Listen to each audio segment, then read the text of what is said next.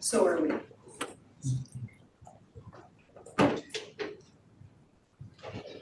All right.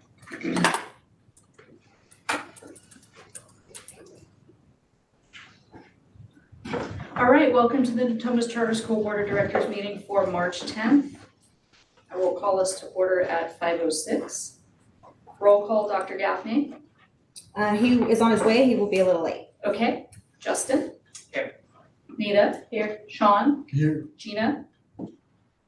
Gina will not be in attendance. Okay. Arsenio? Arsenio will not be in attendance today. Okay. Dr. Mayorado? Here. Preeti? Pretty is running late and will be on her way. Okay, and Jennifer, I'm here. John Amir? Here. Marley? Here. Zach is not here. Okay. Hi, April. Nice to meet you. Thanks for stepping in. Raven? Here. Okay, and we have a new student. May you help me with your first name? Ksenia. Ksenia. All right. Let's see, student information update. Early College Academy, John Amir.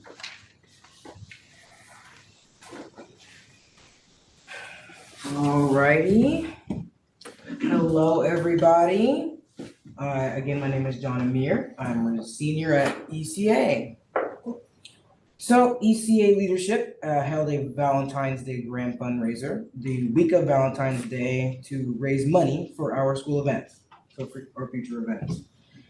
These included candy and origami flowers, the little baggies. On February 13th through February 17th, ECA enjoyed a long weekend. February 13th was a staff development and ECA students did not have workshops. February 14th through 17th was President's Day weekend. On Wednesday, February 26th, there was a high school career fair on campus. Students could register to attend different sessions that highlighted their career interests. From the students that I talked to about this event, it was very good for information-wise, and they got to talk to people that were related to them when it comes to what they were interested in, and they were able to make a lot of decisions based off the information that they received. On Saturday, March 1st, there was a college fair here on the Black Rock campus as well. On March 5th, after school, ECA hosted an Alice in Wonderland escape room. This was a free event for all ECA students in an effort to build community. I helped run this event. It was a very successful event. For the people I talked to that participated, they had a lot of fun. My character was the White Rabbit. And they were able to win, sadly. As a runner, you don't want the people to escape, but they escaped in good time. But outside of that, it was a really good event. Good snacks, good community, and everything. This Friday is the end of quarter 3 as a senior. That means that I only have one short quarter to graduation. Next week, 11th grade ECA students will take the CASP test. All other workshops are canceled that week, including on Friday, to focus on testing. Here. All right, next up, Marley, please.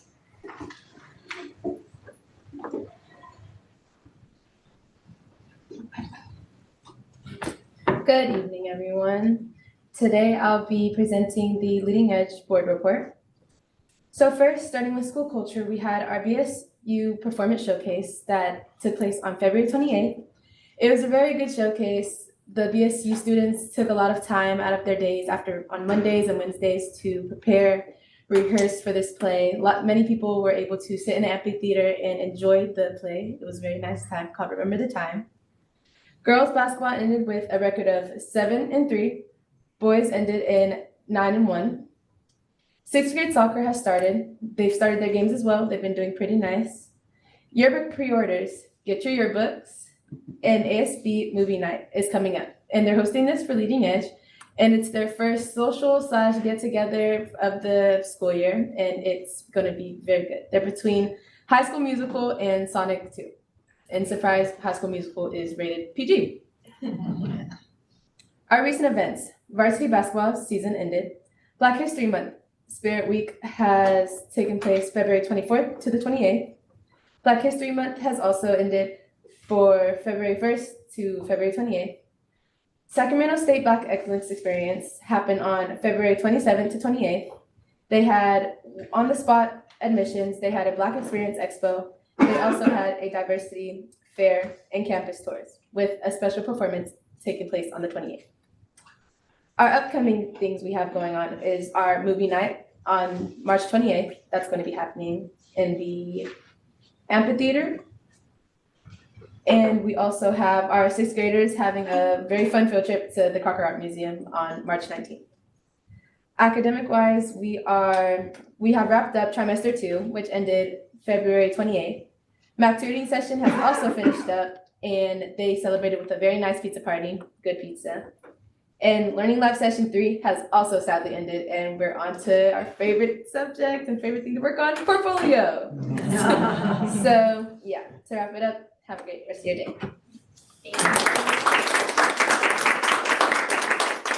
All right, next up.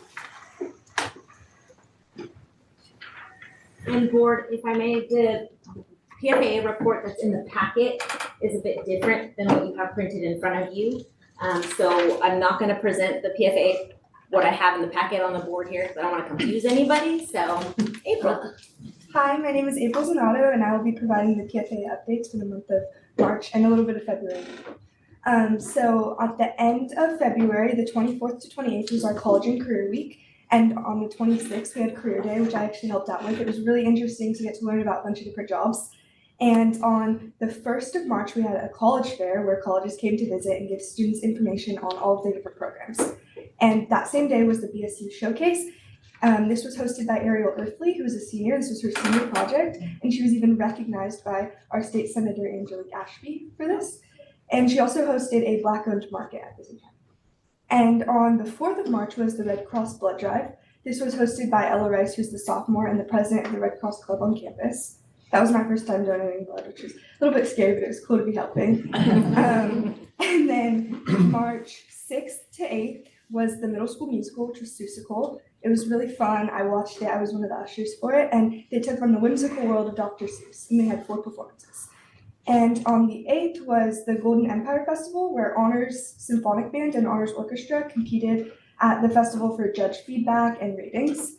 And this week, which is the 10th to the 14th, we have CASP testing. This is where all the middle schoolers and the juniors are taking the state tests. And the 18th is the end of quarter 3, so that means we're on to the last quarter of the school year. And on the 21st, we don't have any school. And coming up soon is the Hairspray performances, which is our high school theater program. This is from March 8th to April 5th. And high school welcomes you to the 6Us with their 6 Hairspray performances.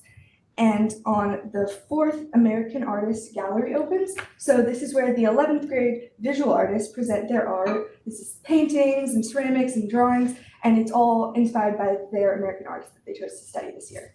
And then later in April, the 14th to the 15th, we have the American Artist Showcases, which is where all the performing artists, so the singing and the dancing, spoken word, and acting are presented, and this is also inspired by their American artists. And that's all. Thank you.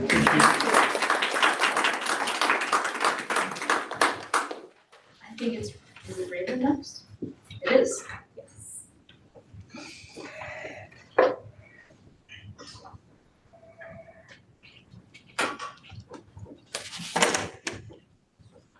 Good evening, everyone. My name is Raven Young, and I'm a student representative for PACT Academy. On February 11th, PACT did many things. PACT hosted Parent Coffee Talk on the topic numeracy and math. PACT held a Chipotle fundraiser where parents supported PACT by buying Chipotle. Thank you for your support. We raised $110, which will go towards future PACT school events. PACT also hosted PACT Family Night Family Dance, where PACT students and their families had a chance to eat delicious treats and socialize. On February 28th was the Aerospace Museum field trip. Students had a chance to look at cool airplanes and learn about them. Next, let's get into our upcoming events. On March 7th will be the PACT Nutrition Day event. On March 11th will be the Parent Coffee Talk on the topic Serving the Whole Child. On March 12th will be the Middle School Social from 3 to 4 o'clock. with a disco party theme, snacks, and fun activities. On March 17th through 27th will be CAS testing for all grades. And on March 28th will be Pack Fitness Day at the North Natomas Park. Activities will include a mile run and various workouts. Thank you all for listening.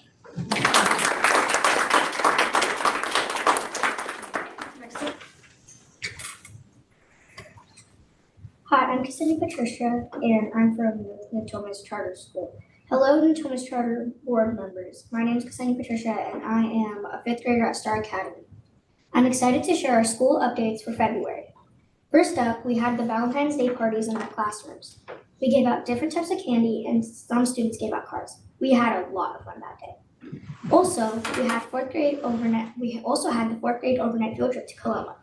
The students that went to Coloma got to plan for gold and yell Eureka when they found gold.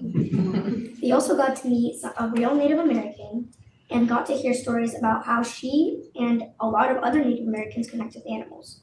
Also, the food was amazing, according to the 4th graders. Next up, we had the kindergarten field trip to the Capitol Bowl. Students got to roll bowling balls and talk to their friends. My little sister is in kindergarten, and she said, "I had so much fun." Another important event we had was the College and Career Day. Everyone dressed up as their older self, and so we saw pictures of teachers and staff as they graduated from high school and college. Personally, I would go to UC Davis for college someday. We had our monthly PBIS assembly, and from the music and art performing arts class with Mr. Fassler, we had the 5th graders recite poems, and they did awesome. Lastly, we had our GLAD demo in 3rd grade, Mrs. Carvalho's class. There were teachers visiting that were there to learn how to teach classrooms and use the best tools for learning. I remember having a GLAD demo in my 3rd grade class. Thank you all for listening to my Star Academy update. Hope you have a wonderful evening.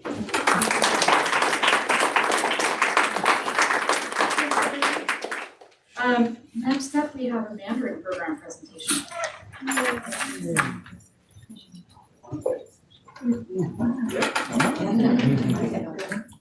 Good evening, everyone. I'm Yvonne Chen, and my students call me Chen Lao Shi, which means teacher Chen. Now, can we go to the next slide? This is my 4th year at Natomas Charter School, PFAA. And I began my teaching career as an English instructor at university in China. After moving to Canada and later to the US, I realized I couldn't teach English anymore. So I transitioned to teach Mandarin. Yeah, over the years, I've taught from elementary to high school, mostly in heritage programs, with extensive experience in corporate roles as well. My children are now in college, and actually the older one is graduating soon. So the best way to reach me is my email, school email. And next slide, please. Mandarin program highlights. So we offer 4 years of Mandarin from level 1 to level 4, allowing students to stay with us, grow, and build a strong community over 4 years. Beyond classroom learning, where we incorporate games, rhymes, songs, and dances. Sounds like kindergarten. We celebrate cultural festivals as well, such as Moon Festival and Lunar New Year. Let's go to the pictures for next slides. We can see more straightforward. Yeah, so you can see to support those celebrations, we have student-led performing art clubs, which I advise, including dragon dance, lion dance, and Chinese folk dance group. And look at our Kung Fu performance. And also advise Asian Pacific Islander Student Association right in the corner. And you can see a picture of China Trip, Great Wall. So we'll talk more about China Trip in the next slides. Okay, and our performing art teams are regularly invited to showcase their talents inside school, like for school multicultural events, NAIF raise fundraisers and also community events outside of campus, including those hosted by Sac State and Westlake Charter School. They invite us every year. The performances provide valuable experiences for students, allow them to earn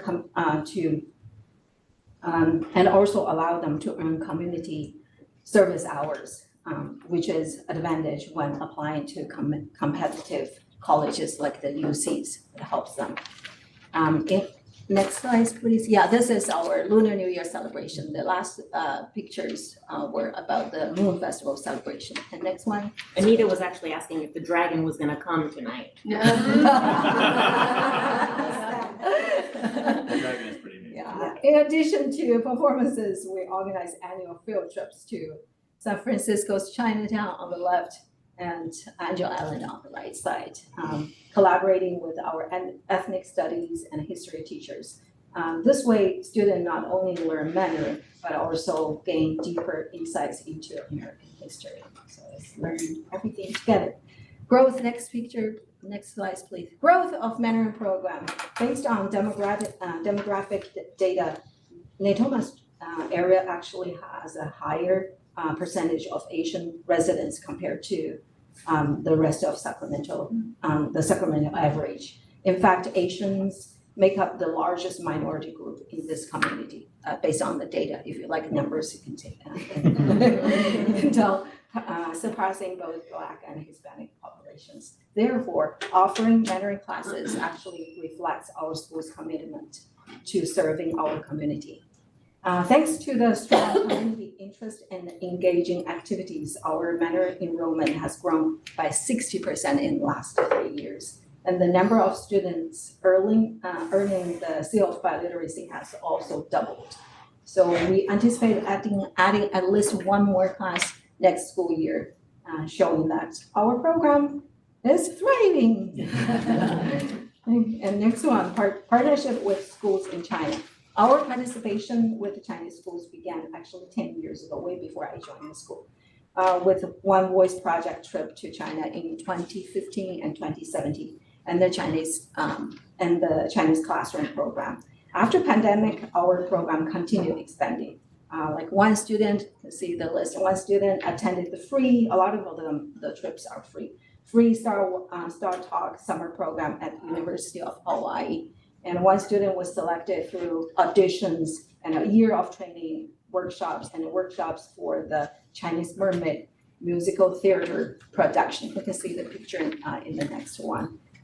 2 years ago, she spent, Jasmine, she's in the back.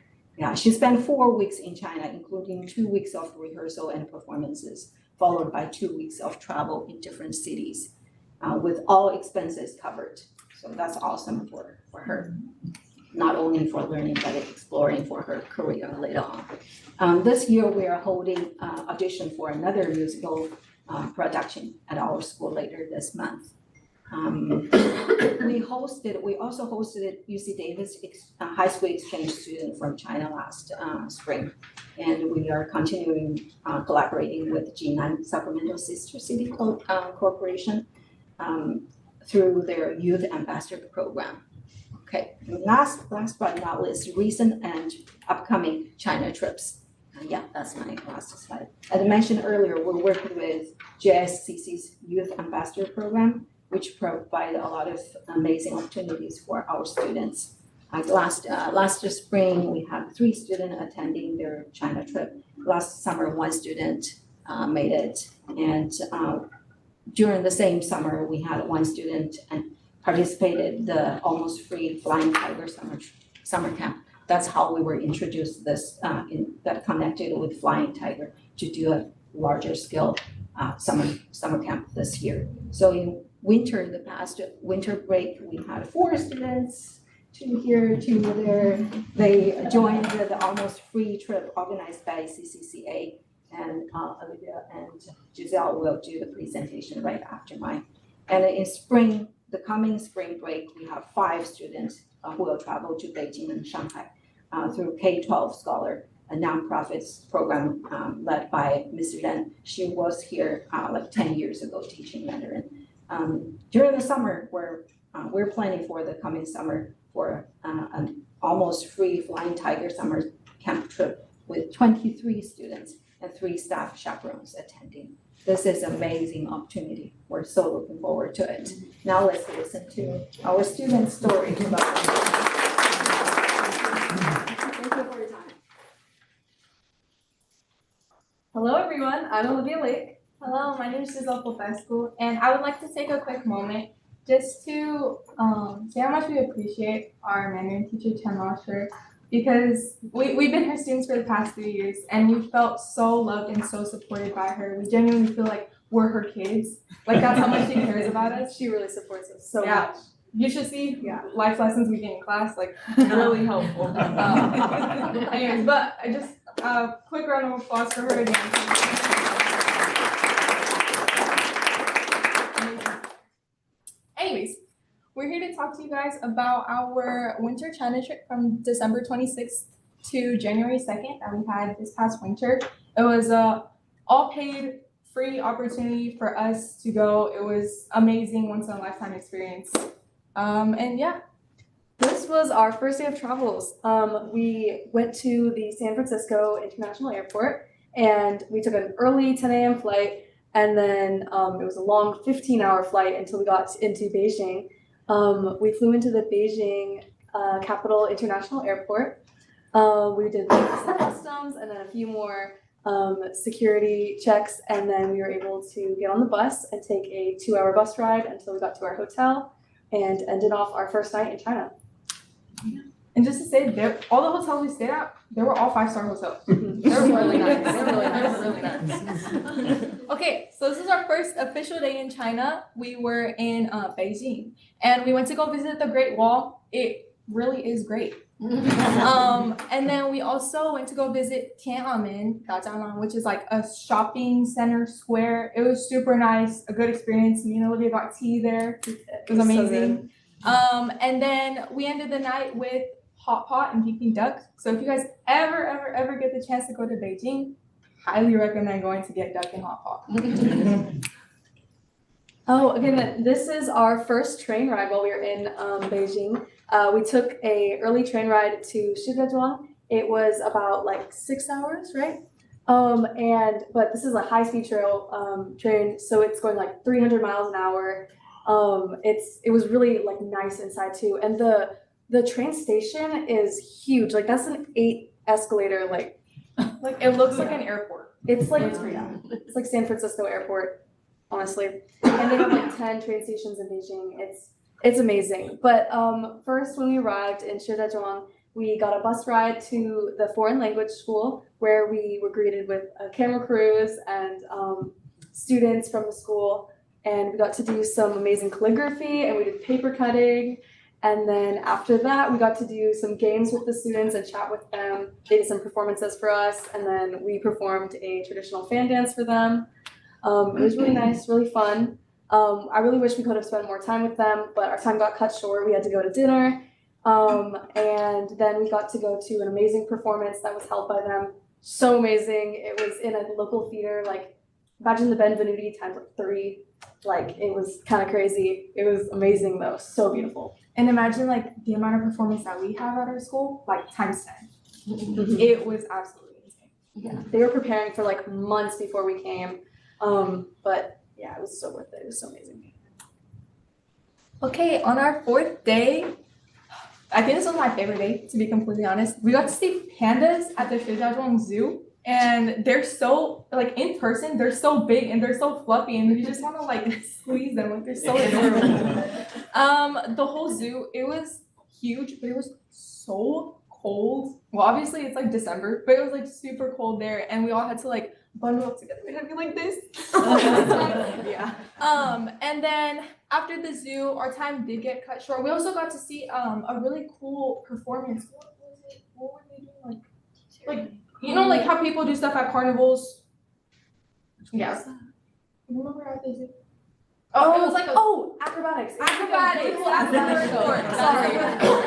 Yeah. And then after that, we went to a traditional Chinese medicine museum, and there was this one person from Arizona. It was like this tall, like your average American, blonde hair, blue eyes. He was translating for the lady that was like trying to tell the Chinese lady who was like talking to us. He was translating for her, like fluent Mandarin. It was absolutely insane to hear. Really like inspired us a lot to like, He was a continue. senior. He was a senior, and he had only been studying Mandarin since like 7th grade.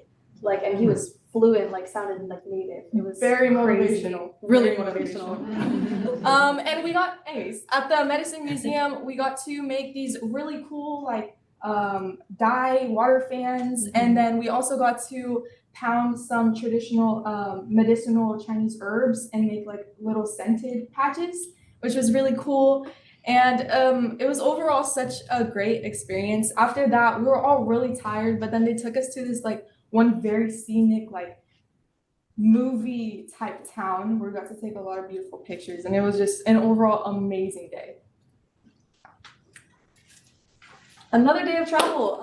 We broke up again and took another train ride, but this time from Shijiazhuang to Shanghai. And it was another train ride, but this one was a little shorter. I would say like 2 hours. But it was really fun. On this train ride, a few of us got to, I didn't get the chance to, but I think, did you talk to the students? Oh, I did. Yeah. Yeah, there was some students on the train from Shijiazhuang. They were in the 12th grade. And normally in China, when you're in 12th grade, your whole school career, you're preparing for a test called the Gaokao, which basically like your entire life is based off of that test. If you get a good score on that test, you're gonna have a good life. That's it. However, the people at Shijiazhuang Foreign Language School, their main focus of study is foreign language. So they got the opportunity to go to a university, a really prestigious university in Shanghai, so that they could test to see if they could enter the school instead of taking the Gaokao. All of them passed. One of them passed with I think it was for French, another passed for German, and then 2 passed for English. And I got to speak to one of the girls who was going in for French, and just the overall experience of school in China and then school in America, and kind of comparing the two. It was kind of like wow, it really opened my eyes to see just how different a lot of other people's cultures are compared to ours. Like America is not just like, it's not just us. It's everyone. We're so diverse. The world is so huge. Yeah. Yeah. So we got a really enriching experience. We got to like hang out with students, talk to students, clearly. And then after we got off the bus, or after we got off the train, we got onto a bus that would take us to our first stop in Shanghai, which was a natural history museum. Really good for like people who wanted to go into science, like me. And we got to see like taxidermied animals. There's like a bison. There's okay, the dinosaurs aren't real, but they did move, which was cool, and they made noises too. But they were like huge, like bigger than this room. And yeah, and after that we got some Middle Eastern food, which was surprising because we were in China. I didn't think that they would have that, but they actually did, and it was pretty good. So yeah. Okay, and then this was that same day. That was New Year's Eve. We all decided to head back to our hotel a little bit earlier in the day just because we had a really long travel day. And then one of our lead teachers was like, guys, why don't we go karaoke for New Year's? And we're like, okay. So all of us went, I think it was like 60 of us. We went into this huge karaoke room. And in China, karaoke, it's called KTTV, like the places that you go to. Like huge, like, it was just like an overwhelming, but in a good way. It was super fun, a super nice experience. And we got to spend New Year's in China with so many different people from so many different areas. And it was an overall great experience. After a late night at karaoke, we were out pretty late. We were all super tired, but then we got up bright and early again. That was pretty much all of our days, late nights and then early mornings, but it was so worth it. We went to Yuyuan Garden, and it's basically like this like really well preserved ancient historical site. Like thousands of years old, beautiful architecture, but surrounded by nature. It had like ponds and gardens. It was just so beautiful. And then after that, we got to go over to the Nanjing Road, and we got tanghulu, which is like like strawberries dipped in melted sugar, and then it's like crystallized. It's really cool. But and then we also got boba, and then we went over to the Bund, which is like another shopping strip, and I'll let her talk about that a little bit on the next slide. Okay. I just want to point out a few things. The Bund was absolutely huge. China is jam-packed, especially in Shanghai. Like every corner you walk into, you're like walking like this. You're like side by side against people. So it was crazy, but it was just like, it It was so fun. There was a festival going on. I'm not too sure what exactly. I don't know what it was either. There was like a big festival going on and they were decorating everything and I'm not too sure. Sorry guys, I don't know if this is professional, but right here, it was like an alleyway and they decorated it differently every single week. It was crazy. Like it would always have a different theme. It would always have a different color. It would always be super vibrant, super lively, super just like, wow. We also got some Korean tteokbokki over there, which was super cool. And a lot of the people could speak English because Shanghai is a very like industrial, economic like area. We took a lot of photos and I also got qipao, which is a traditional Chinese dress. It was super beautiful, super nice. And we had an overall great time that day. Unfortunately, our trip had to come to an end. We were really bummed, but we were really appreciative of the time that we did spend there. We woke up and got immediately onto the bus. We were all very tired. You can kind of probably see on our faces, but we boarded another flight. This one was shorter, but it was only 11 hours because Shanghai is a little bit closer. And then also some stuff with Earth's rotation, making it faster. But yeah, and we pretty much most of us just slept on that plane ride if they were able to. I slept the entire time. And then after we arrived back in San Francisco, me and Giselle, we got some In-N-Out to welcome us back to California. Yeah, that was pretty much it. Yeah, and overall, the whole experience was very, I'd say, culturally enriching. I'm really glad that I got to meet people from literally across the entire world, and I got to really understand that, like I said earlier, life in America is not the same as life everywhere else. It's important to note that other people have different cultures, they have different religions, they have different beliefs, and we need to be understanding of that. We need to be respectful of that, and I think that's what I really got from this is that everyone's different, but it's okay to be different. Yeah. And another thing is like, I feel like I was really able to connect with what we're learning about in class too, because it's one thing to be reading all this stuff from a textbook or hearing it from Chen Laoshi and hearing her stories, but it's another thing to experience it in person, in real life, with people who like, that's their culture, that's their way of living. And it's like a new experience. It's very eye-opening. You get a better world view. And I wouldn't have traded that experience for anything. It was so enlightening. And sorry for taking too long, but thank you guys so much for listening.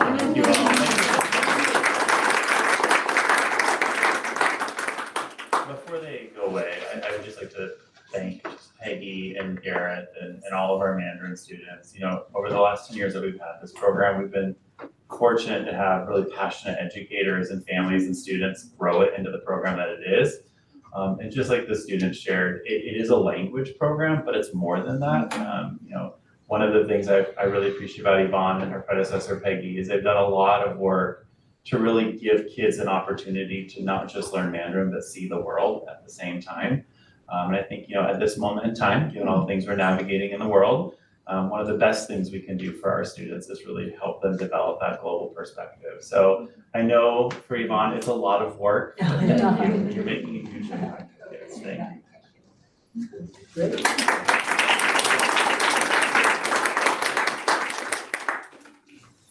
All right, next up, hearing of the public for items on the closed session agenda. Nothing received with me. Let me just jump on mine. Nothing on mine. Okay, at this point, we'll adjourn to closed session to consider and or take action upon any of the following. Public employee performance evaluation pursuant to Government Code 54954.2, Administrative Representatives Dr. Joe Wood and Jane Shamia, Executive Director, Evaluation and Employment, 5:39. All right.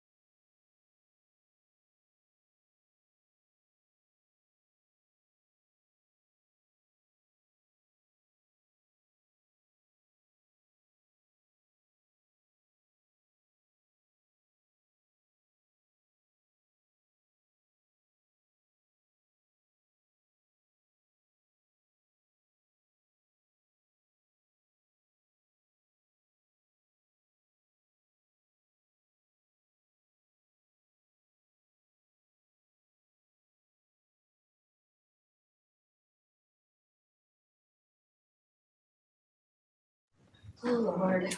Okay, welcome back. We're reconvened open session at 7:52. No action taken during the session.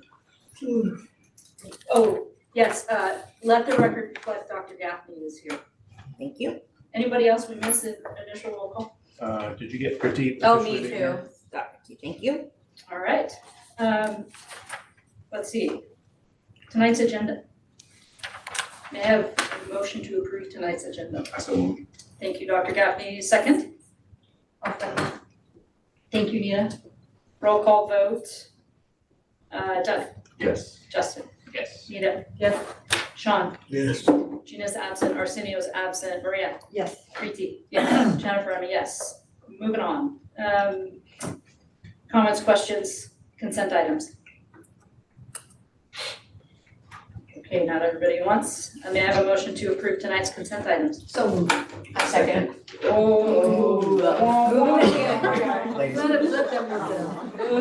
Maria and Preeti. Maria. Roll call vote, Sean. Preeti. Yes. Yes. Jennifer, I'm a yes. Justin? Yes. Maria? Yes. Nita? Yes. Thank you. All right. Thank you. Action items. Approval of the 2024-25 second interim budget.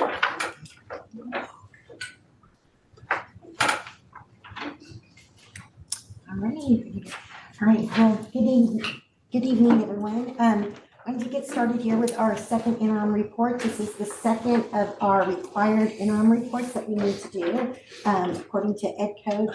Today is, we're presenting on the second interim budget, which really is a reflection of our actuals through January 31st of this year. And as a reminder, the budget's a living document, so it's changing as we get more information on there.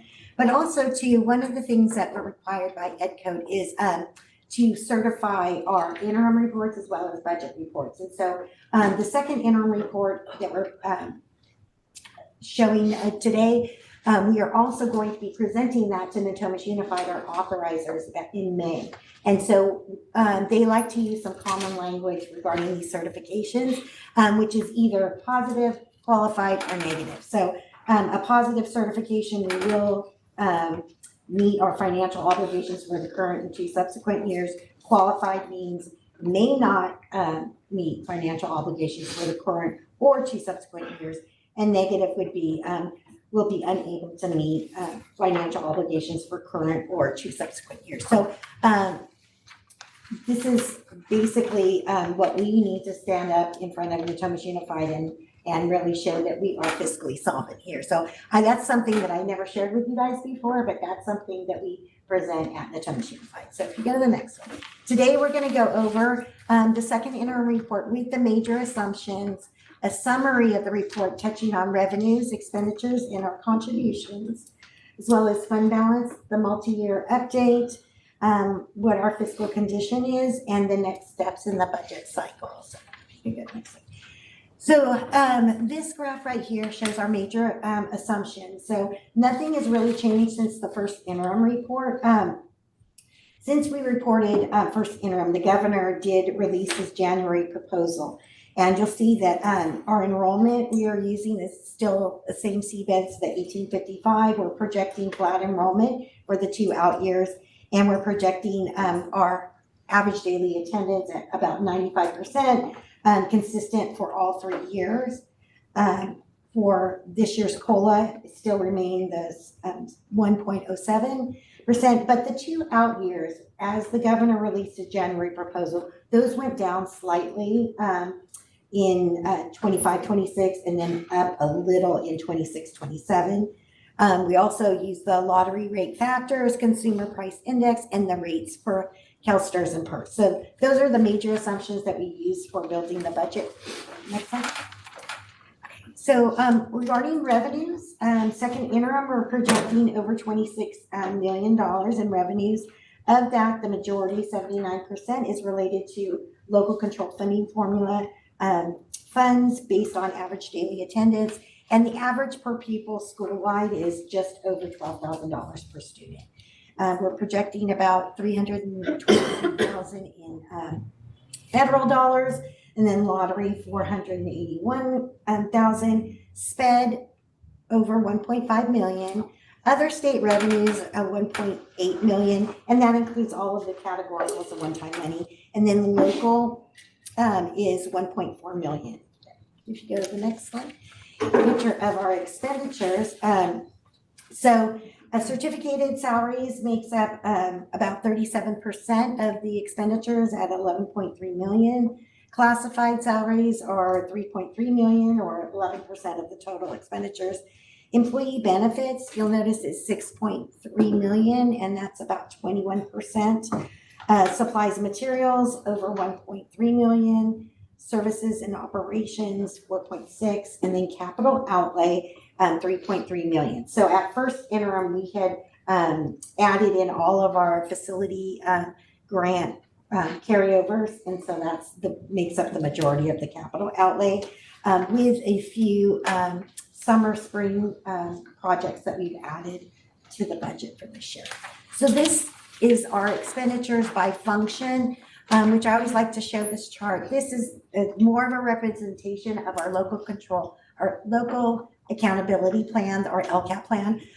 You can see that the lion's share of our expenditures is directly going to supporting students, whether it's direct instruction, instructional supervision, or people services directly over there. Go to the next slide. So for contributions, I've updated here for special education. We're planning to contribute about $2.2 million, and it's broken out by the federal portion, state, and then the early mental health portion for from the state as well, and then settlement services of $30,000. Routine restricted maintenance is projected to be $943,343. So the routine restricted maintenance account, because we are participating in the facilities grant program, we have to show that we are setting aside at least 3% of our budget or spending money on maintaining our buildings. And that's a requirement in order to keep those funds that we have. Go to the next slide. Okay, so this is our summary comparing first interim and second interim together. We have the variance column. So there was, there's lots of details regarding the changes, but overall with revenues, we'll see that we got 179,845 in increased revenues. And that's really only three things.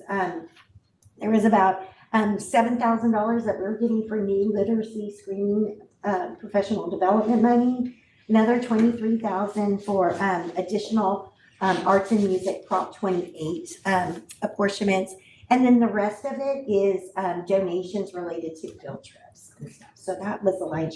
We had quite a few large field trips that we did this year. On the expenditure side, expenditures increased by $262,730. And now the majority of that is we got the donations for field trip money, so we increased the expenditure side for the field trips to actually pay for those field trips. And then the other difference, which is slightly over $100,000, is some miscellaneous facility projects that we're planning to do in spring and summer relating to basically the Black Rock campus here and building A, painting, refreshing up some stuff there for the summer. So the net change is we added to our planned deficit spending of about $82,885. So Anita, really quick, yes. What was the first reading program you were talking Oh, about? it's the literacy screening program that was new this year that they just released money, about $7,000. And it's supposed to go towards professional development for whatever literacy screening program we choose. So a little background, yeah. there's a bill that was passed that is going to require all schools to do universal dyslexia screening in grades K2. Oh. And so as part of that, there's some money that's being released. Interestingly, you can't use it to fund the screeners, but you can use it to fund the professional development around the screeners. So we got an early release of those funds. So Laura and the team are actually evaluating screeners right now that we would implement next year. I see. And it'll be a universal screener, so all K2 students. And an ongoing mandate for us to do. Yeah. So it's gonna be a mandate. It is a mandate, and we can kind of come back we'll probably come back in later this year, beginning of next year, to kind of talk about Okay. the law and what we're doing, because there's also some components we have to put in place around, you know, if we find kids that meet the criteria, Right. What are like you gonna do new next steps? programs we have to put in place. One of the big challenges is we've never done the screener before, so we don't exactly know how many kids it's going to identify. And then therefore what intervention programs we're putting in place. Yes, I'd like to hear more Yeah. about what the process is and what they do. Happy to, yeah. Great. So with our projected $21.6 million budget, if we go to the next slide, we can go over reserves. So this is just a pie chart of the reserves broken out by different categories. We have set aside rounded about 10% just for economic uncertainties. We have cash reserves, things like that as well. Our total reserves is about 72% of our expenditures. We are also meeting our fiscal policy that the board has approved as well. And you can see in your board packet, the second interim report started on page 30 of your packet.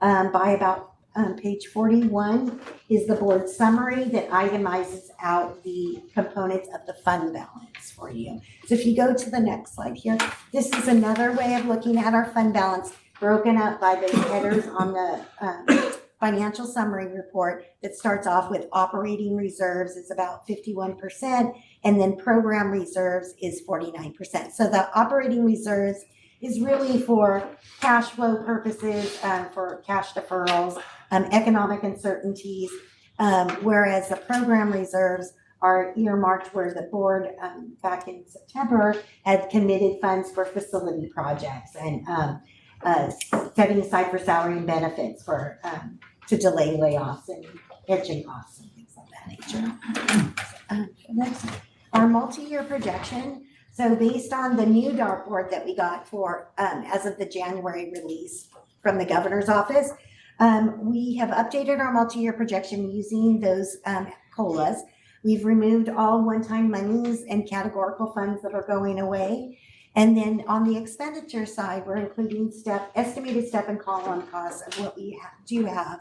A little bit of increases for employee benefits, removing again all of that categorical spending and the capital outlay project funds as well. So you can see that for both years, we have a little bit of a surplus projected, which is a great thing, and positive fund balances, both being around over $21 million.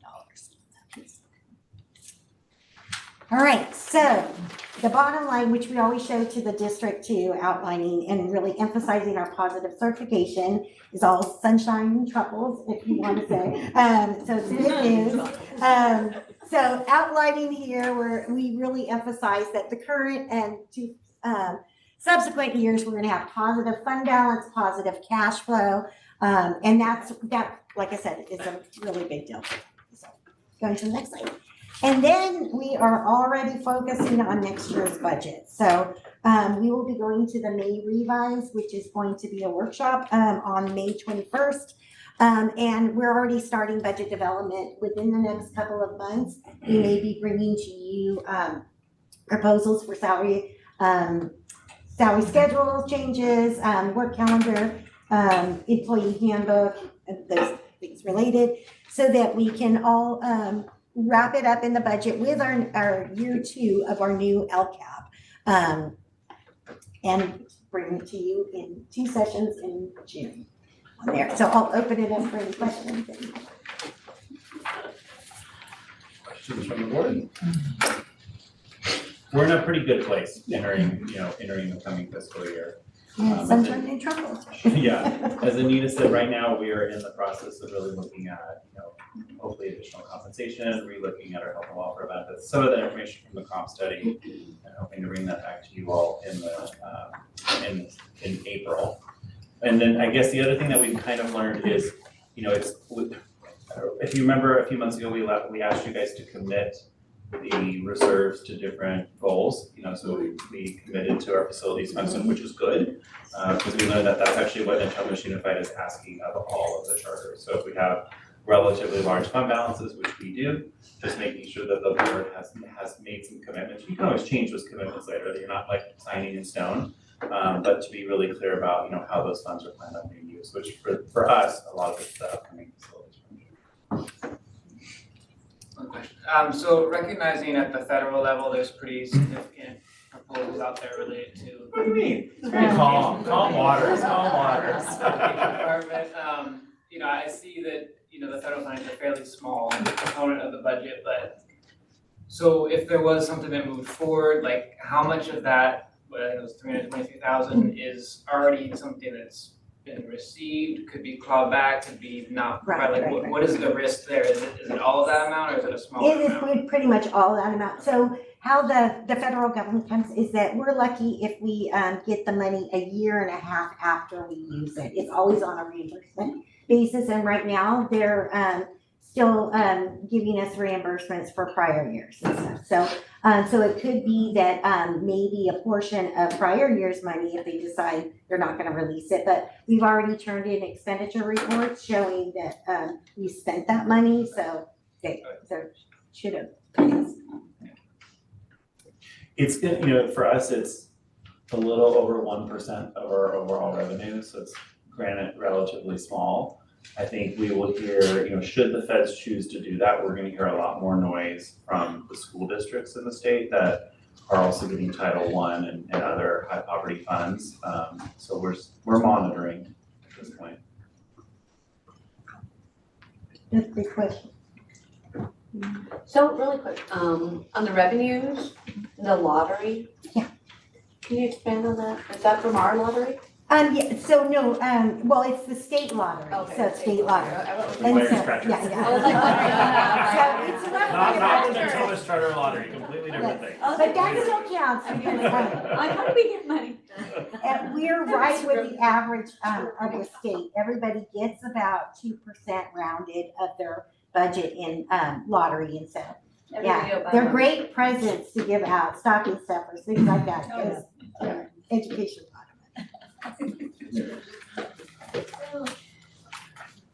All right, any other questions? Okay, may I have a motion to approve the 2024-25 second interim budget? Thank you, Dr. Gaffney, may I have a second? Second. Thank you, Justin, roll call vote, Edith? Yes. Dr. Maravalo? Yes. Justin? Yes. Jennifer, I'm a yes, Doug? Yes. Preeti? Yes. Sean? Yes. Okay. Next up, Dr. Wood with Next item in your packet is your board meeting dates and time, or dates, I should say, for the upcoming 25-26 school year. So we just need a motion to approve those. They basically follow the same schedule that we've had this year.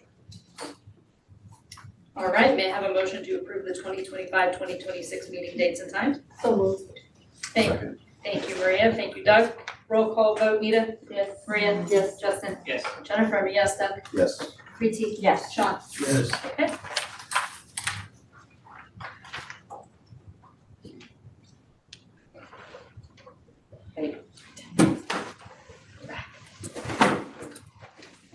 There's something else on the agenda, I'm sure of it. Math self-study, Thank middle you. school math self-study presentation.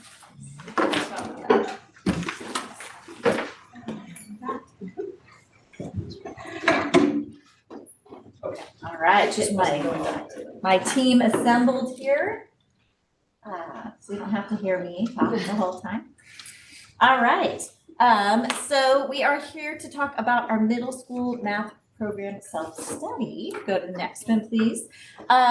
We know Natoma Charter School has above average CAST scores for math compared to other local schools and districts.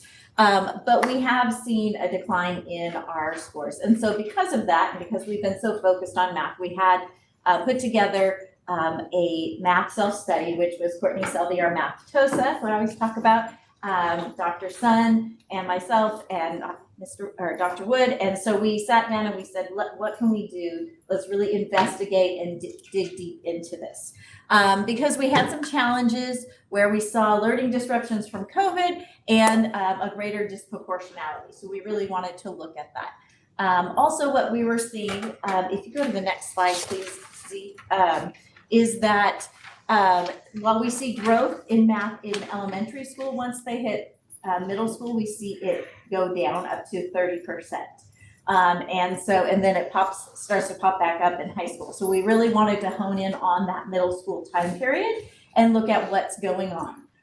We know there's a lot going on inside of children as well as outside of children and math. So we really wanted to look at that. So we did a review focusing on middle school. So that would be looking at Leading Edge and PFAA for this math self-study. What we did is we wanted to look at everything. We looked at data. We went in and did class observations, talking about it as we were going through our walkthroughs. We interviewed teachers, talked to them about the curriculum, about the training, about the math, what they were seeing in their students, and our student focus groups. So we sat down with students of different varying math levels, talked to them, and got some feedback. So it was really fun to spend so much time digging into math. And then I'm going to pass it off to Mr. Love to knit it all together with what we found. Right. And so I know you've received the actual study itself. So I'm going to go over some of the main findings of that study, just and keeping it kind of brief. But it does start off by saying we adopted CPM. So it was 2019 because we decided in the middle of the COVID, why not adopt a new math curriculum? It was just before, that's right. And so at middle school level, so both PFA and Leading Edge, we've had the curriculum 6 years, and then at high school for 3 now. And so we've been doing it with fidelity of like 6 through 12 for 3 years. CPM has an emphasis on conceptual learning and also group learning, but it also has brings its challenges, and that's what they found in the report, with some literacy demands, skill gap support, and also pacing. So we did, and the report did speak to the fact that we've had a lot of turnover in the math department in both schools. And we get into that in a little bit in the next slide. And then the report talked about the student impact, so talking about what are the struggles with group work for certain groups of students, and also some advanced students sharing with the team that they find it slightly repetitive. So that teacher stability, that 9 math, we've had 9 math teachers, 7 new since 2019, 2020. So as a kind of refresher, these are all the people that have started with the curriculum, right? So since we've had the curriculum, we've had 7, we've had a ton of turnover. I am super happy to say that the current staff is more stable and collaborative, and we are having all of our math teams are returning, and that's in high school as well this year. So we're gonna have, right now we have 100% retention in math, and that's exciting for us because we're gonna grow. Professional development, so the report found and discussed the professional development that's ongoing, with a lot of it involving Courtney. So the math hosts are providing coaching, but also CPM coaches, CPM and math conferences, sending all these our math teachers to all of these opportunities. And then recently this year, we've introduced building thinking classrooms, and we're going to talk a lot more about that in a little bit. But Courtney also led a book study with all of the math teams on these instructional practices. Some teacher challenges. Teachers shared through the report that there were some challenges actually completing the full sequence of units, and also a need for some supplementary materials for differentiation. So that, again, is in the report. And then the focus groups, so some of the lower proficiency students were struggling with heavy text problems, and that especially includes EL learners.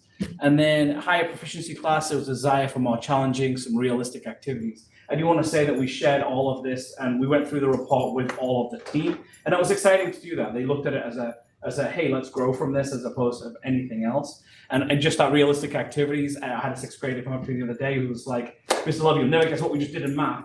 I made taco cheese soup. And I'm like, tell me more. And they were working on ratios, and actually they brought that idea of like, let's do recipes, and they've gone home and made all this food, and the idea was like, well, now can you cook it for 200 people?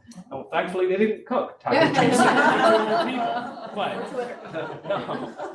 but group work feedback. So the report shared some mixed reviews, collaboration. Some people really liked the group work, some people found it disruptive to their learning. Preference, and there was a preference for more individual tasks, so that was something that the report shared out. And then finally, homework and I-ready feedback. So with the homework, some students reported that it was overwhelming. Some students said it was a bit repetitive. And then the report shared that for the iReady MyPath can be helpful for tracking progress, but it also sometimes was seen as redundant. So that was kind of all the findings. Then the recommendations. Yeah, recommendations. All right. So the recommendations are pretty straightforward, things we've talked about before. They kind of build into the math vision that Courtney's going to talk about. But they really focus on, where am I at? Oh, I didn't change it, sorry. Teacher training, tailored intervention, and intervention structures. I think the important thing I want to highlight here is teacher training. We have to have multiple pathways for multiple years for teachers that have been here, that are veterans, that are still doing it in the classroom, but need to kind of switch up their pedagogy a little bit. The days of kind of the teacher standing at the front of the classroom and instructing the teachers are gone. They're gone, like mopeds and 8-tracks. They're just not effective. They're not effective anymore.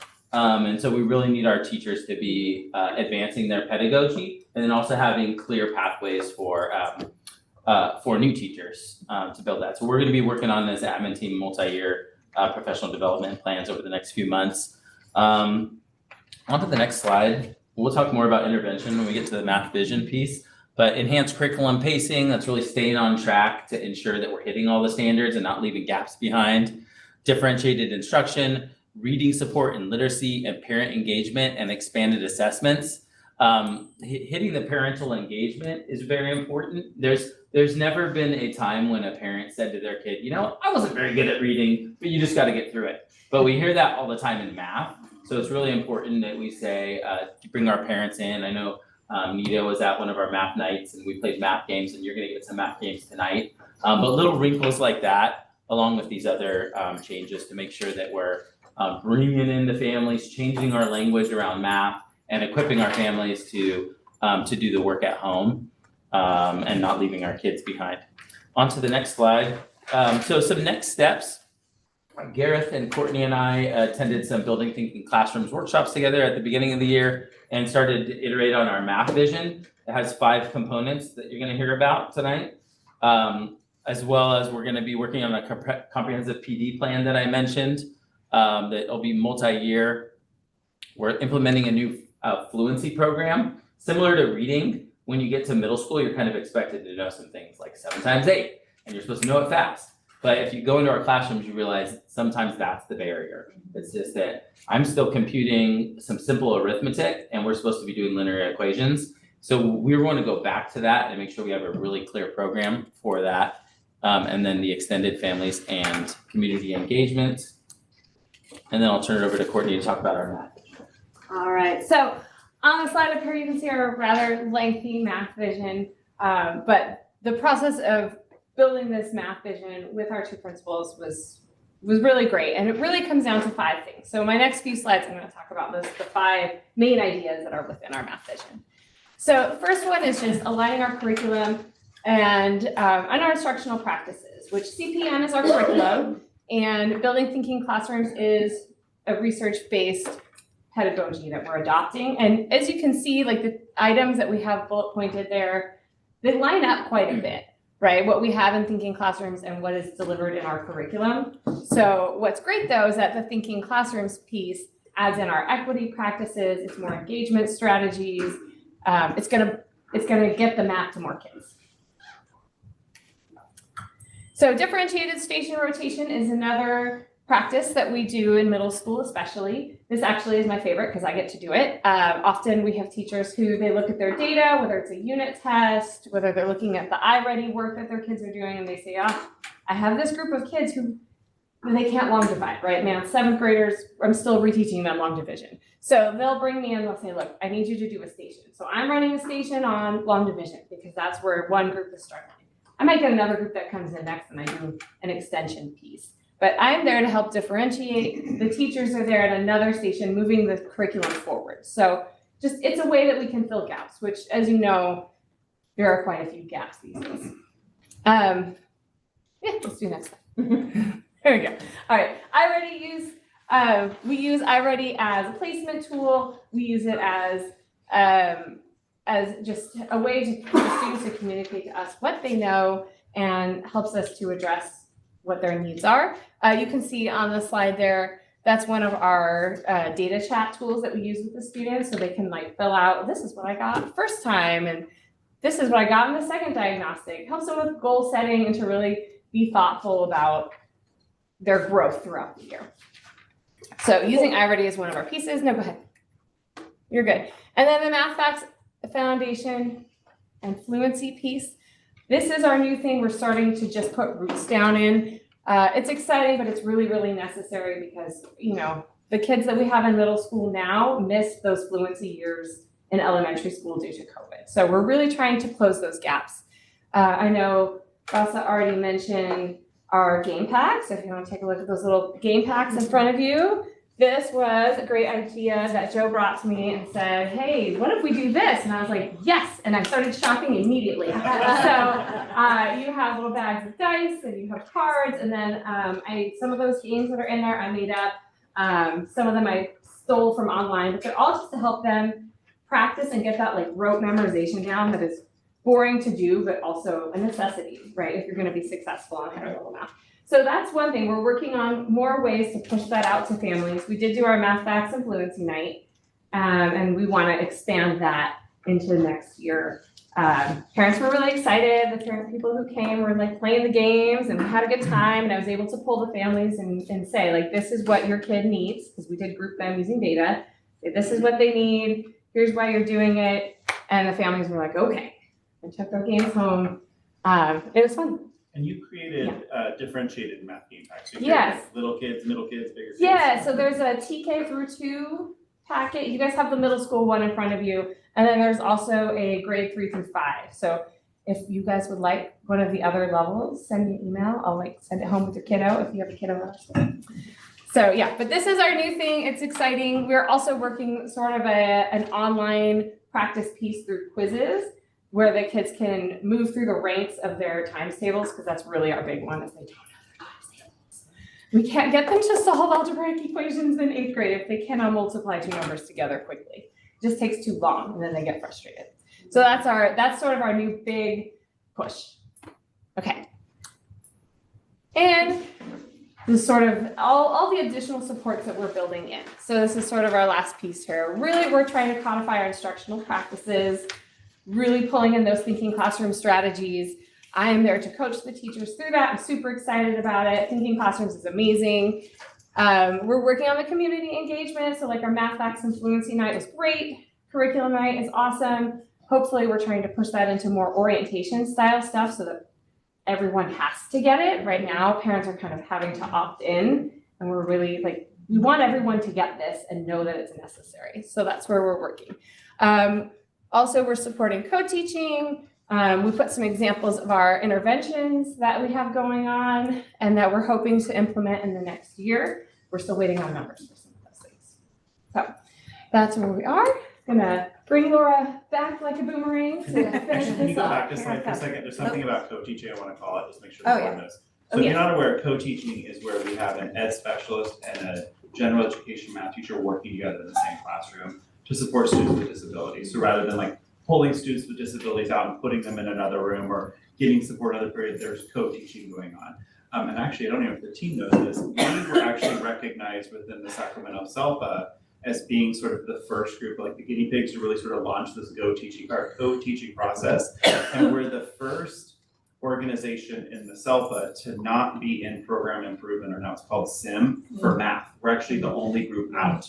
And it really goes back to that co-teaching. Everyone else is still doing, push in with a paraprofessional and pulling them out into an extra class. But Natomas Charter School is really leading the way on being the group in terms of co-teaching. So it's kind of like kudos to this team for sort of really developing that and trying to figure out the details, because we're already being known, at least regionally, as a leader in looking at how we better support students with disabilities in math. And if you saw our middle school math co-teaching, if you saw them in it's action, it's so great to see. Like, they're just such a great co-teaching team, and they're able to reach so many more students by having 2 teachers in the classroom. And they're great. And the 2 teachers are like equal in the classroom, right? Like they're truly teaching together. There's not like a leader and then a follower. And so they're working with all the students. So it's really So, how long has that been going on? 2 years. 2 years? This is year 2. The second year, yeah. So based on that, have you seen a change an improvement? I mean, that's.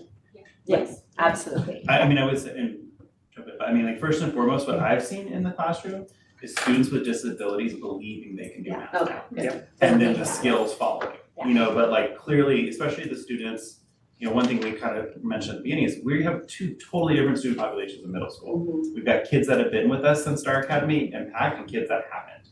And a lot of times those kids that haven't been with us, they're kind of coming in with the like, I can't do math mindset, especially if they're a student with disabilities. And one of the things that I know when I'm going to those coaching classrooms is those kids don't have that mindset anymore. Give it a semester, like they're feeling better about the space, they feel like they can do the math because they're there with their general education peers with support, you know. And I would also jump in and say that co-teaching, it's not just the student outcome, student success, but it's also the instructional practices we've seen. They're more consistent and there's a higher level of it.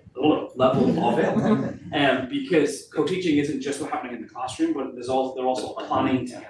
So we've intentionally built in planning sections for these teachers to be together. So our entire middle school team actually meets at least an hour and a half every week just to plan lessons with the specialist. And then that translates into the classroom. So it's been a really positive So how step. many co-teachers do we have? Like how many So subjects? in math, in PFA, we have it throughout every grade level. Okay. Up until 11th grade, we don't have it past that. So we don't have it for like the higher level. So basically, No like, there's one pre-calc. section of No sixth grade pre-calc. math, one section of seventh grade math, one section of eighth grade math. So Okay. you have 5 And then- sections. So we have, and then we also have the IM Math 1A as well, and we'll have next year IM 1B as well. So- And math modeling is also. And math modeling as well. So do they rotate during every class? Or it just depends on which students are in? So the middle school team, there's one education specialist that works with those students. Okay. Yeah, and it does depend on which students are in there. Yeah. We typically try and. But to be clear, every sixth grade math taught class is not currently co-taught. No. Right. There's one section that's co-taught. Now, you know, money, resources, limitless, of course, we look at expanding that. But given that, you know, money is not limitless, and resources are not limitless, we really focus on making sure we have at least one section per grade level. And then they build the student schedules around that. Is there a need for more? Or I mean, there's always a need for more, but I mean, I think we're in a good place right now, you know. I think, you know, once again, if money and resources were limitless, of course, we love co-teaching in every classroom, right? And math and literacy would be like our first priority area, certainly. But I think right now we're in a good place. You know, just, if you're gonna go to the next one, Zeke. Thank you. So we put a concerted effort, into really looking at this and doing a deep dive, and, it made me happy to say that there was nothing in there we found that we just were completely blind to. So we just continued working, but I feel like we know more now through it. We know a greater depth of, what's going on, and so that's really important. And then Gareth had an anecdote that he wanted to share. I just wanted to share that I got a lesson perspective a couple of weeks ago. Because the study actually was received really well with the teachers. We look at it as a very positive thing, and you know, identifying areas to grow. And we got kind of complimented. So about 4 weeks ago, a team from Da Vinci Middle School over in Davis. Da Vinci Charter and Davis. Sorry, Da Vinci Charter. Yeah. And reached out to me to say, hey, you know, we're interested in looking at intervention. So it's particularly middle school math intervention was what their focus was. And they'd actually heard about our school and the pilot and all of the things we were doing in middle school as intervention kind of pieces. So they came over and spent pretty much the whole morning with me and Courtney, going from between like classroom observations, talking to the teachers, looking at the curriculum we use, talking through all the PD, and it was awesome sitting there listening to Courtney going, and this is the PD, and this is how you get there, and this is where you go next. And they walked away from it, and we're going to be continuing to work and support that team, but they worked away and their words were inspirational. And it's like that, we couldn't have heard anything better, right? It's a nice dose of perspective, because like I said, we're always reflective on education. We're always like, how can we do better? But then when a team walks away saying, you are doing something really well, and this is something we're gonna take on, I just felt you guys should hear that too. Because we shared that with our teachers straight away, like, to let them know that. So we're moving our students towards mastery, making sure everybody's getting access. Any other questions? Yeah, can you clarify the pacing? you mentioned earlier? Yeah, so pacing, basically, the state lays out a certain amount of standards per grade levels that are target standards. And because when you're teaching, things can sometimes go fast or things go slow for different reasons in the classroom. And so pacing basically just means you're staying on a pace that will allow you to get through those standards in the given amount of time you have, which is 9 months for the school year. But a lot of things pops up, testing. Well, and I think in regard to the teacher feedback about it, right, they're looking, especially with kids having these big gaps, that it's hard to get through everything if you're having to stop and fill the gaps. And so that's why we're doing things like having Courtney push in and pull groups, so that we can keep moving through and support and fill those gaps. Which is why it's so important to have those like co-teachers and the coach to be able to go in and support. Yeah, we're also being really strategic in our vertical alignment. So every year we like revisit, and which is not normal, but this is what we're doing coming out of COVID, is just saying, okay, well, this is where we know they're still struggling because they had gaps before. I tried to fill it in, and then we can push it into the next year as well. So we're still like really strategic from year to year, if that makes sense. Yeah, I know you've talked over the years about increasing accessibility to like the tutoring programs. Has that happened? Anything changed with that? Yeah, tutoring is happening now. Okay. Is it like it's healthy happening. and working? It's new this year, so it'll take some time to see Yeah. how well it's working. Not new at your capacity. 2 years, yeah, Been we've 2 been years doing the it is. after school tutoring program, we have a peer tutoring Yeah. model right now. Which shows some data, the data that we have, I would say, is not as clear as we would like on the specific intervention of the tutoring program.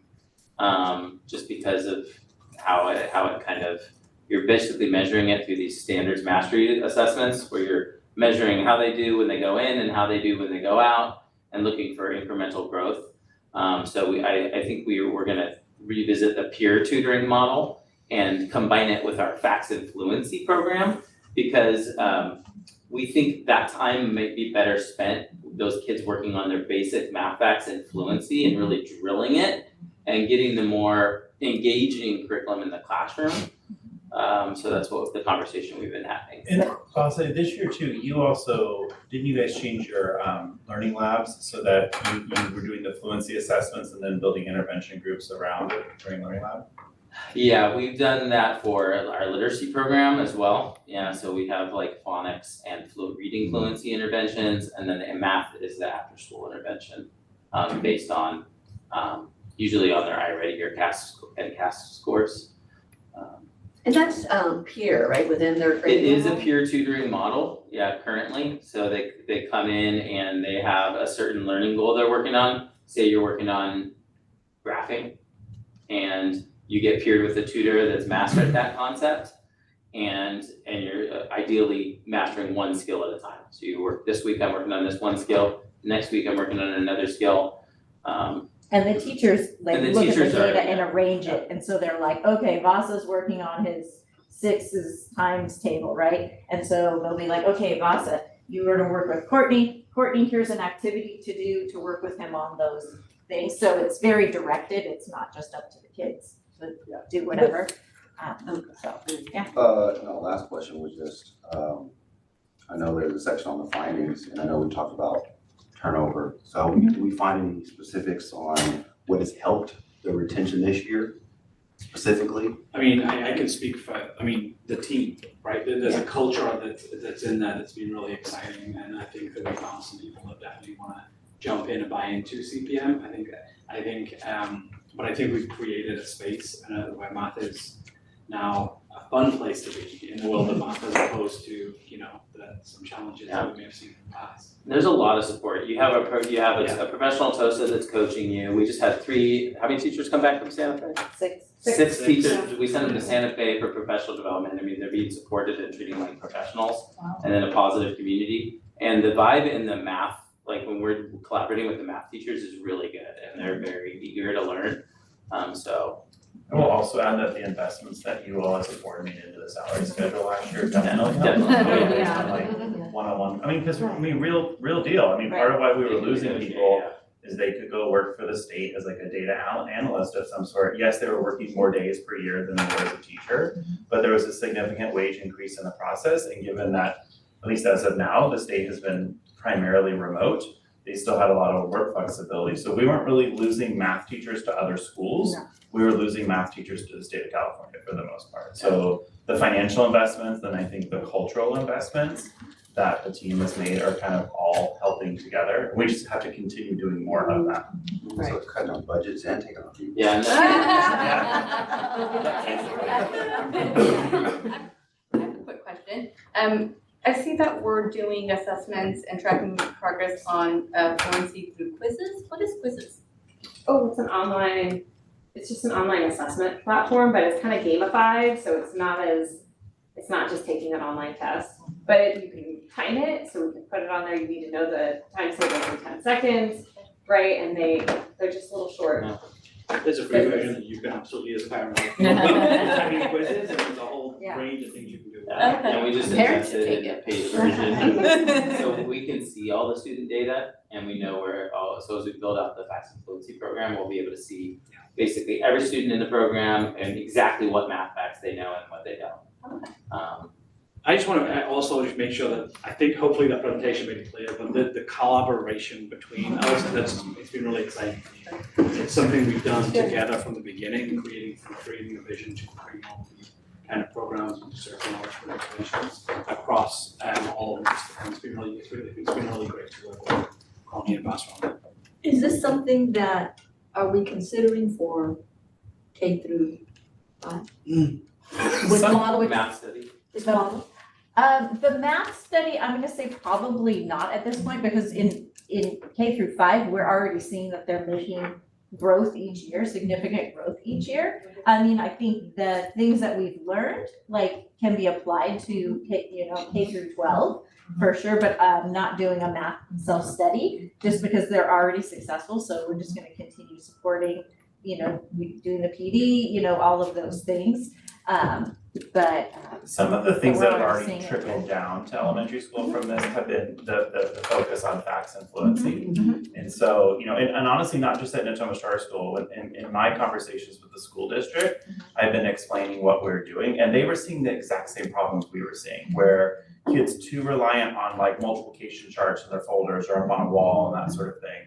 And so Diane here at our school, Diane and Alicia, are both looking at, okay, how do we make sure the kids have the facts more robustly understood, and that just that automaticity, 4 times 4 is 16, and you're just gonna move through things quickly. Because as Courtney was pointing out, like, you can go in any of our classrooms and the kids can do the grade level math. That is not the problem. But you can literally watch the wheels fall off the bus when they have to start doing mental math, when they're having to apply those math facts. That's where we're having all of the challenges. And so, one, these guys are trying to reactively, address that, but also at the elementary level, they're trying to proactively address it. And it's why Courtney, went to the trouble of creating all these math games. And literally our plan is that back to school night or even before next year, every K-6 family is gonna be getting a math game with conversations around, we need you to do this at home. Like, we need you to make sure your kids read 20 minutes a night. And if you can play 20 minutes of math games with them, that would be awesome. Just do those 2 things and we can take care of everything else.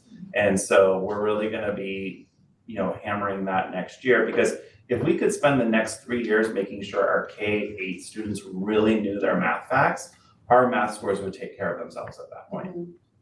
And Courtney works with teachers at Star Academy as well in different grade levels and supports them and is helping as well. Yeah, and I've been working with 2nd and 3rd grade in their PLC meetings, and one thing that they have been saying that's been helpful is they also, just like I was saying, we do our vertical alignment every year with 6 through 12. They do the same thing.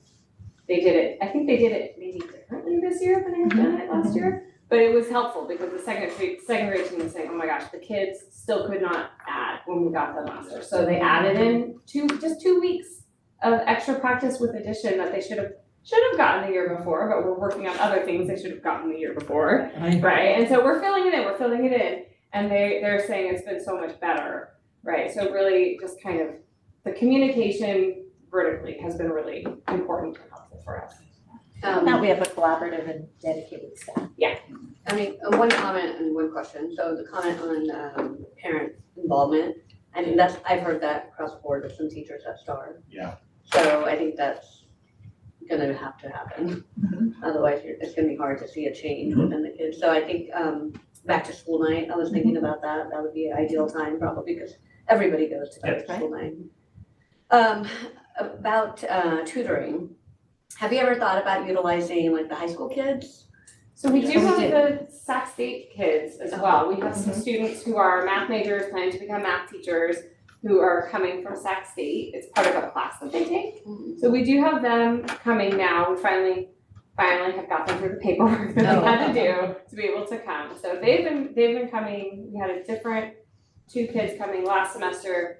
We have 3 this semester, and so they're coming to support in a classroom with one of our teachers. What about just our PFA? And then also we do have during the day, there are and there are some people, who do we actually have like during winter time we have peer tutoring as well. It's not after school, but it's so that's like maybe the calculus students or the higher level math students with working with freshman students. So we do have that happening during the day. And then like Connie said, I mean, right now, just to go back to the question from Dr. Gaffney, tutoring, we've now got tutoring in PFA with opportunities from 6th through 11th grade. In fact, higher than that. We've just, Tony Talgis, I don't know if you remember, has just come back on as a tutor for like our upper level math classes. So that's happening after school through ELOC funds. So that's incredible, and that's the first time ever we've had a tutoring system that's as robust as that. The challenge is finding the tutors. Yes. Because either they're not available, or in the case of PFA high school students, I'm using my own child, he has rehearsals every day after school for all the first 3 art forms that he's doing. So, even if he wanted to tutor, he could tutor at 6 o'clock, so that's, I think, a struggle, but we've been trying to reach out to some of our retired teachers. It's worth thinking about. It's worth, through an elective model or something. Yeah. I mean, don't they have to do certain hours? No. I figured that could be incorporated. National Honor Society kids too. Yeah, that's I think we capitalize on that. I think that National They do Honor some Society, too. that's what I'm thinking. Yeah. So I know Intercom does stuff like that. That NHS, that's what you do. Yeah. All right. Thank you. Thank you. All right, I think we have ECA next.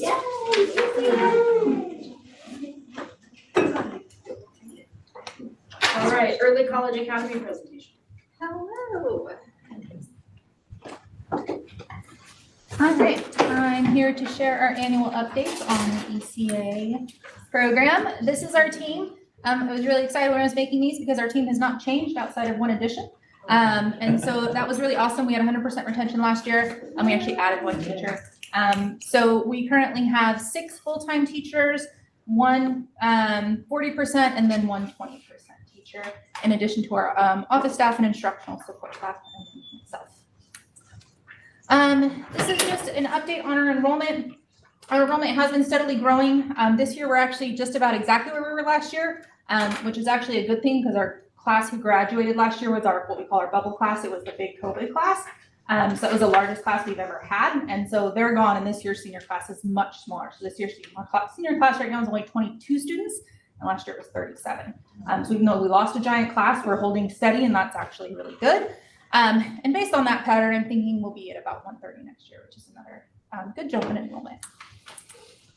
And some of the things we're doing to increase and maintain enrollment is really refining our tiered re-engagement process and holding students to that master agreement. So creating more and more structures around independent study so that students are being held accountable and supported. And we're actually finding the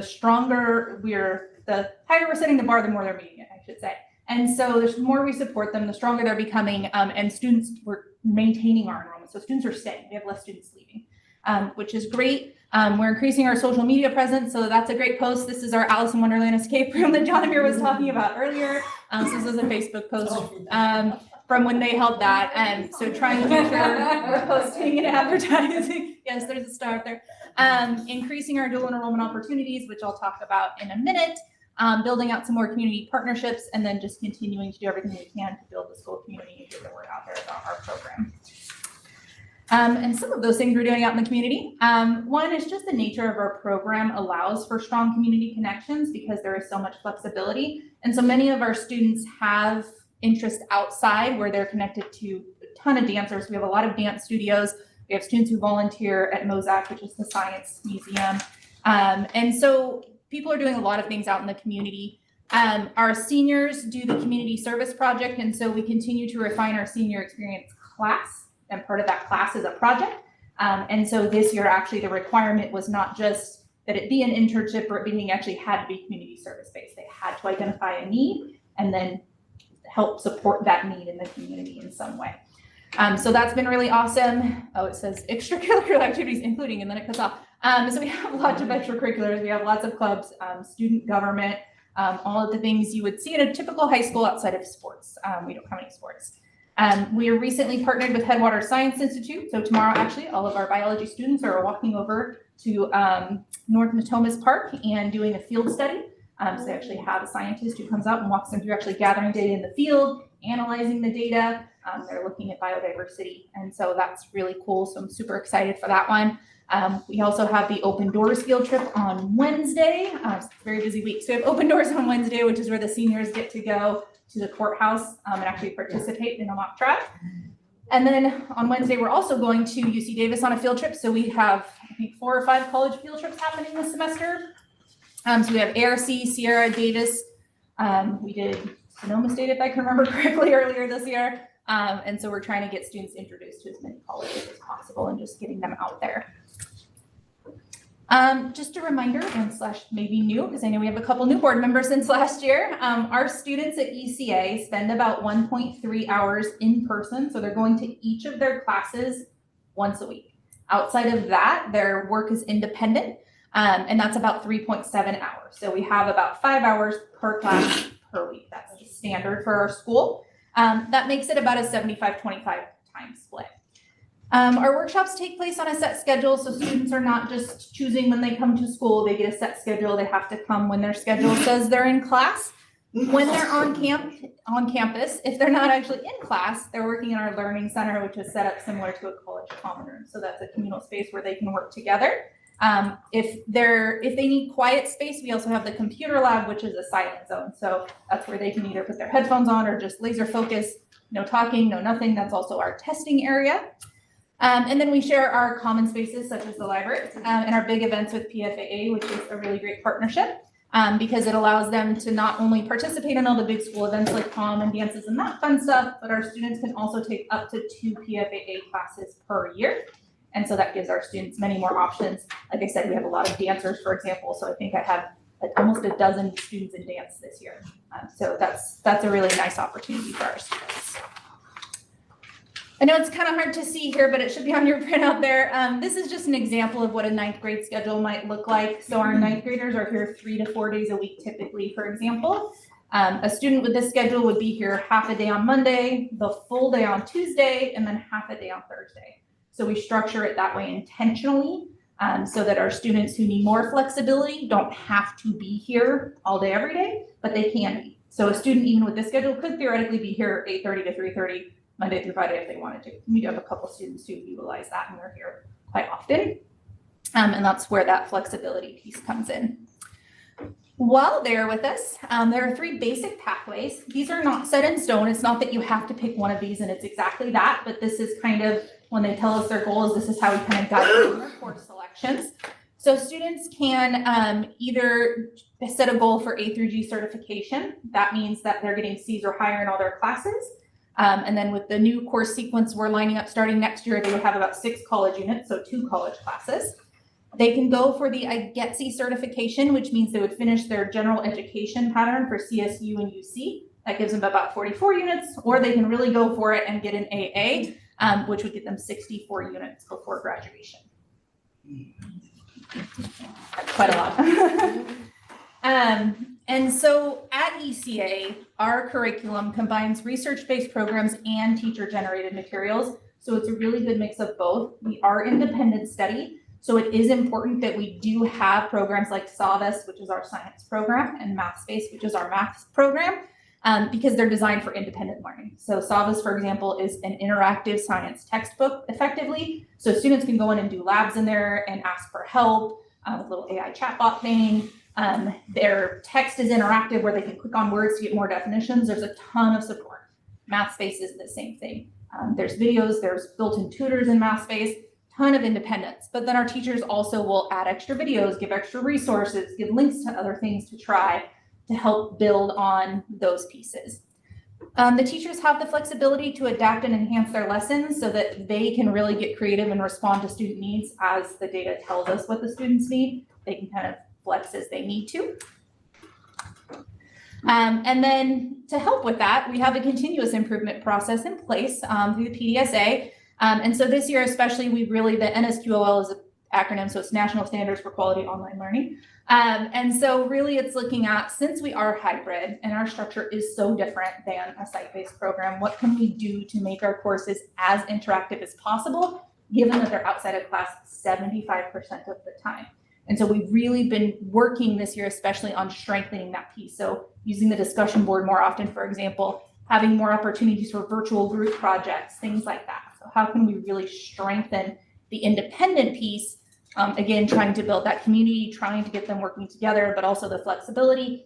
So it's a unique challenge, and these standards actually are really helping us build on that work. All right, so I mentioned earlier the dual enrollment. So our dual enrollment is done through a partnership with American River College. That's just one school where the students can take classes. When they take classes through ARC, through our CCAP program, we fund 100% of anything. The tuition is waived anyways, but we buy the books. If they need a special pencil, anything they need, we provide. And then those courses are taken here with the support of a facilitator that ideally is a specialist in that class subject. But they can also take classes anywhere. So Sierra is a really popular school, which is why we're taking a field trip there. It's a really great school, and our students are really starting to take more and more classes there. And so through that partnership, we structure it so that as part of their regular high school coursework, they can earn that IGETC or AA without having to stack it on top of their classes. And so, for example, in 10th grade, they choose, do I want to take high school world history or do I want to take college world history? So they're not having to take a full high school load and add extra classes.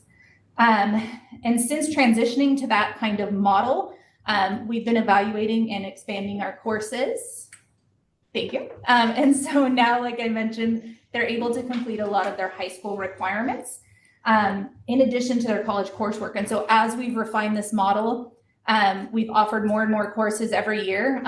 This year, we have about 10 courses per semester. And as we've also shifted how we're supporting students in these classes, we're able to offer even more. And so next year, they have to have 19 different course options per semester. We're offering all kinds of electives, pretty much anything that they want that's on the ARC list. Some of those ARC will end up canceling, unfortunately. It's just enrollment size, not enough students will enroll. We'll have to shuffle and stuff, but right now there are 19 courses on the course selection form. So I'm really excited about that because the more options, the better, and it helps students also just really explore what their interests are before they get to that level. All right, the next few slides are about student support. So all of those things to be said, even though we're a college program, we're doing all of the things, a lot of our students need additional support, and we have a lot of structures in place to do that. The most important is our academic coaching program. And so all students participate in this program. Every student is assigned an academic coach upon enrollment. Their coach changes every year. And those coaches meet with each of their students once a month to review progress, goals, how are you doing, what's happening in school, you know, does the student need a referral to the counselor? Literally, it can be anything. Some students need more academic support. Some spend the whole time talking about their college and what they want to do next. So it really depends on the student. And then each Monday, the AC is actually going through their whole caseload and checking on academic progress. So each AC every single Monday, they go through and they check and they go, how many missing assignments did you have last week? Where are your grades at? And then if there is any concern, any grades below a C or any drastic change in achievement, parents get an email right away. And so a parent is getting an email within a week of a student having any shift in behavior, academics, or dropping below a C in any class. And then we actually share this common tracking form, and so we as a staff have one form. And so if I'm the Spanish teacher and I'm like, gosh, this student is all of a sudden struggling in my class, I can take a peek really quick and see what are the AC notes? Has the AC met with them? What's going on? Is it a trend or is it just me? And then kind of, make a quick adjustment and email the AC and check in. And we're able to really catch it really quick to identify needs. And then in addition, new this year, which is working really well, is our weekly advisory. So the ACs all have an advisory period that's 30 minutes once a week focused on that executive functioning, SEL, and another check-in on the students. So that's been working really well. And then in addition to that, we have a dedicated program specialist who supervises our SPED program. We have our integrated Math 1 support class. That class is an individualized support class focused on filling in the missing skill gaps. We use MathSpace in that class as well, if I can talk. And so all of their tasks are adaptive in that class, meaning students are able to work through and identify their missing skills through the MathSpace program. And it targets exactly what that specific student needs at that time. We have our ELA support class and designated ELD support. We have weekly course-specific study halls, so every teacher has a designated study hall time. In addition to that study hall time, they're all rotating through the Learning Center all week. So every class period, it's a different teacher. So we get a schedule, every student gets a schedule that says, here's when you can find every one of your teachers at every single time throughout the week, help them identify when they need help. And then we have academic support in the computer lab. And so the executive functioning organization agenda piece, our computer lab instructional support associate helps with that. And then last, we have after school and summer credit recovery. Questions, comments, concerns? Yes. Yeah, well, this is all very impressive. Could you speak to the social emotional support that, I guess the academic coach, is that part of the academic coaching? How do you deal with that? A kid all of a sudden is not doing his work. What does it look like to get to the root of issues, personal issues, or whatever that might be? That's a very good question. So we actually are very lucky in that regard because we do have a school counselor. So Ms. Zopa is our school counselor. And so, but because the students are meeting regularly with the academic coach and they build such strong relationships, a lot of times it's the AC who first will recognize a need and then she'll refer them to Zopa. And so if it's a quick conversation sometimes of, I'm having a challenge with my friend, the AC might be an AC thing where they can say, oh, let's strategize how you might talk to your friend. But anything beyond that, the AC is referring to Ms. Zopa to deal with and support the students. So of the three pathways, sort of what's the breakdown of what percent of students go to each pathway? That is an excellent question. So I will say this is the first year we've really had all three established. The last year was the first year we added the incorporated world history and stuff. Right now, if I were to hazard a guess, I would say probably about 25% of our 9th and 10th grade are going for IGETC. 11th and 12th, they were already here, and so you have to kind of start from the beginning to get there, so they don't really have that chance. But more and more students are shooting for it. We only have a couple going for the AA, which is understandable because as I share with them, the AA is a terrific goal, but if you're planning to go to a four-year school, it's actually not super necessary because your final degree is really the one that counts. And so it's like, if you want to push yourself and you got those goals and you want to get that many years, we will support you and you can definitely do it. But then it gets easier, it's like a really good goal. And so that's our here's a great goal, only shoot for that AA if you're really ready to put in, because it's a lot of work. It ends up being basically almost a full college load plus 3 additional high school classes every semester. And again, some people want to do that and we fully support that, but it's not for everyone. Just more as a comment to Dr. Marado's question. I like how they have the check-in with the parents. They'll send out an email and basically review their status of their grades, progress, and the parents actually have to respond, acknowledging, so it kind of gives all the parents accountability check. Hey, are you engaged with your students? And then it's here's what it is. You can't overlook anything. So that's really cool. Yeah, thank you. I forgot to mention that they do. Even if your student has straight A's, they're getting a check-in at least once a month. So parents are getting that check-in monthly if their student is just totally, skating through and doing great. Weekly if they're having any challenges. And so we pump it up if there's any concerns. Any questions? Great. Thank you. Yeah, thank you.